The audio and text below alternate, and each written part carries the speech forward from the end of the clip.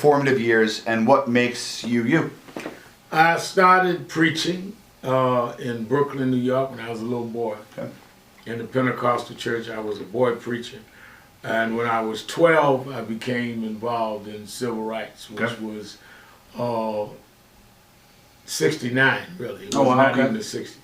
And my mother had brought me to the bishop of my church denomination and said that, you know, he's a boy preacher, he's doing all the churches, and the bishop had ordained me. He says, but he keeps wanting to be involved in civil rights, and I'm afraid he's going to get with the militants. Okay. And so the bishop said, I'm going to bring him to Dr. King's organization of ministers. Oh, wow. And I joined the year Dr. King got killed. I was 13, going to be 13. And then after he got killed, I was all in.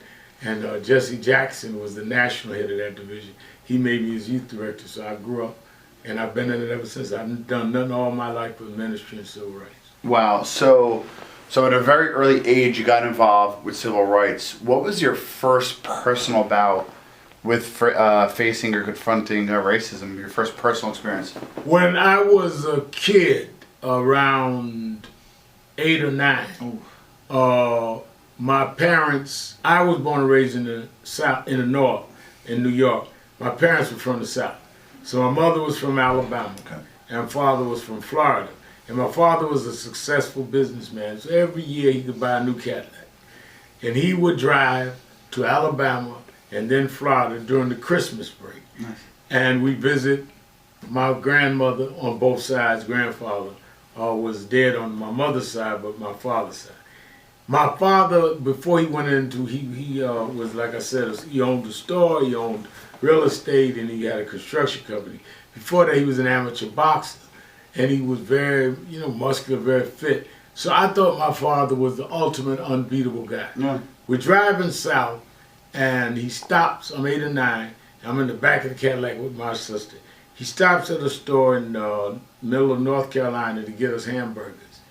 And he went inside, and he came right back. And he got in the car in a huff. And I said, well, where are the hamburgers?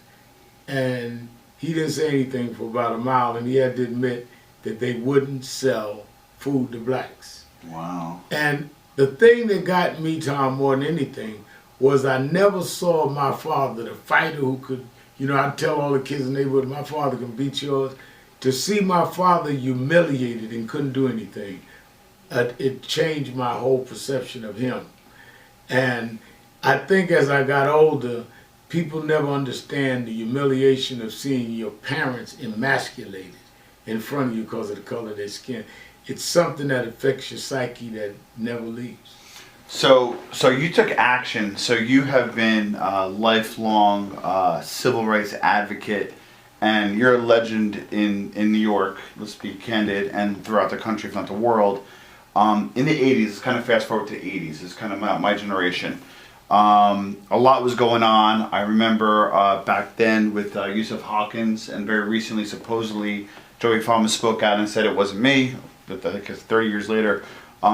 You know, what happened back then where... Let me tell you what happened. Yeah, please. 1986, I was fighting crack in Brooklyn. People were not talking about it.